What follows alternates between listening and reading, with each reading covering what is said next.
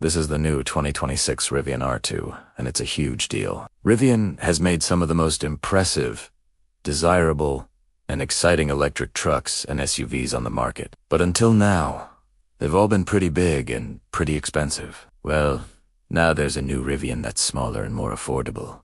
And today, I'm going to be one of the very first to give the R2 a full review. Alright, time for the quirks and features of the new R2.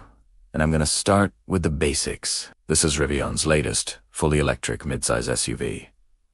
At about 186 inches in length, it's roughly 15 inches shorter than the R1S, Rivian's existing larger SUV.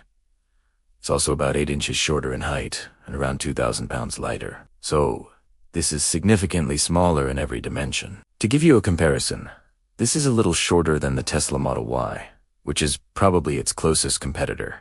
And it's a little longer than a Honda CR-V or a Toyota RAV4. Now, unlike the R1S, which by the way still continues on, the R2 is 2 rows of seating, whereas the R1S has 3, and pricing is significantly lower. The R2 is supposed to start around $45,000, whereas the R1S base price is just under $80,000. So, in addition to being smaller, this will also be significantly more affordable, and indeed, that's exactly Rivian's strategy. They told me, think of it as the R1S, and R1T introduced Rivian to the world, and now the R2 vastly expands Rivian availability to many more people. So, let's take a tour, shall we? On the outside, you can see the overall profile and style of the R2 is very similar to what we used to seeing with the R1S.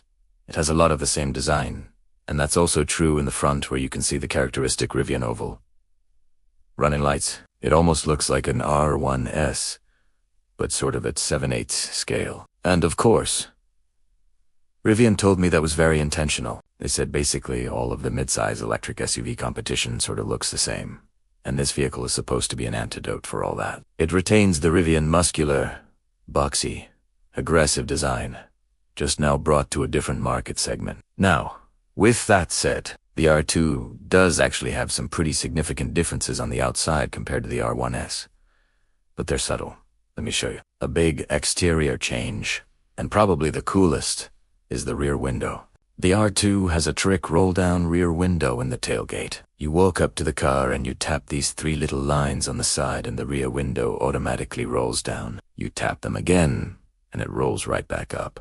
The benefit is you can toss in gear without opening the whole tailgate. Or when you're driving, you can lower the rear window with a little button on the overhead console for more airflow. Another interesting design detail, the R1S is pretty much only sold in North America, but Rivian plans for the R2 to be a global vehicle. To sell it in Europe, pedestrian safety requirements mean the front has to be able to compress a bit. In TRE those, you'll notice the hood is folded down a little more.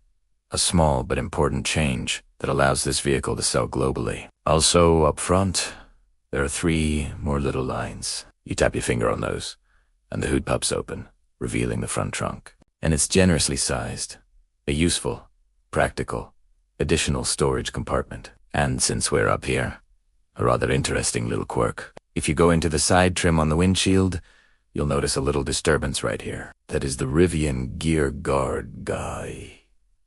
He's like a little Rivian mascot. Also on the side, you can see the Rivian logo is on this little panel. That's not just a logo, it's also the side turn signal. This is another European requirement, and it lights up Rivian every time it blinks, which is a cool touch. Next up, we move inside, where there are a lot of interesting quirks. But let's start with just getting in. Like other Rivian models, the door handles are flush until you unlock the doors. Then they pop out. In the driver's door, there's an integrated flashlight, just like in the R1 models. It's a characteristic Rivian touch. Now, let's talk interior. It's pretty impressive in here. Even though this car is a lot less expansive than an R1S, it really doesn't look at everything in here. The materials, the layout, the design, it's really attractive and high quality. And there's some quirks.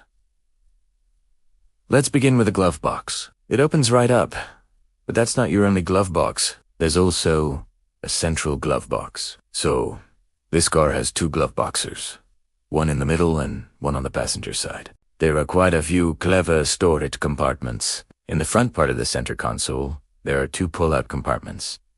One is the cup holders, Below that, you have a compartment that pulls out, kind of a drawer. Rivian told me this is sized to perfectly fit a tissue box, which is kinda cool. I also like the clever storage on the door panel. There's your typical door pocket.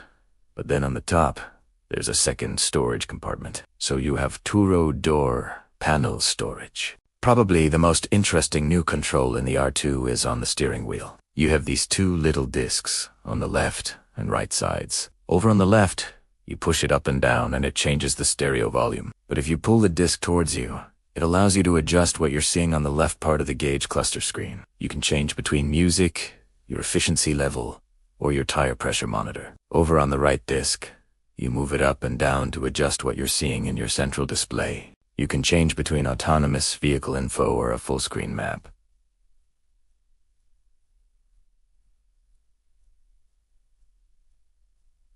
But this disc also adjusts your climate control. You press the disc, move it to the side, and then you can pull up your temperature or fan speed, which you can adjust using the disc. Finally, climate controls on the steering wheel. I've been asking automakers to do this for years. Next up, we move on to the back seat, which is shockingly large, given the vehicle's size. I'm a 6'4" adult, and I have a lot of space for knees, head, everything. It's a really surprisingly roomy back seat, and you don't have a central hump, so even a middle passenger has good room. I'm legitimately impressed with Rivian's packaging. Now, we move on to the cargo area, which is shockingly practical. You open it up, and there's a really large cargo area back here. Because of the boxy design, you can fit some really tall, bulky items. And there's even more storage under the floor. You lift this up and you can see almost a full-size trunk under here. And I like that on the side you can see two power ports, one household style and one cigarette lighter style. And then there's the bed. This car is offered with an amazing array of really cool accessories. One of them is a mattress that you can put back here. You fold down the second row, stick the mattress on top, and you can sleep lying flat in the back of the car. But if you really want to go camping, how about the rooftop tent?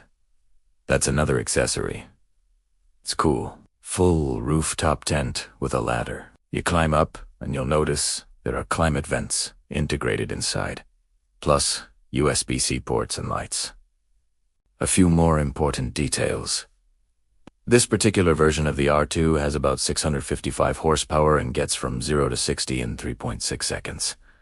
That's legitimately quick. I mentioned the starting price will be around $45,000. I very strongly suspected that will not be for this model. My suspicion is this is the configuration of some top trim launch edition, and over time, they'll roll out more affordable versions. Another interesting detail is, this is a unibody vehicle. The R1S is body on frame, so their construction is completely different. The R2 also doesn't have the trick air suspension of the R1, but it still has a respectable 9.7 inches of ground clearance, significantly more than the Model Y, and since we're talking about driving, let's do it.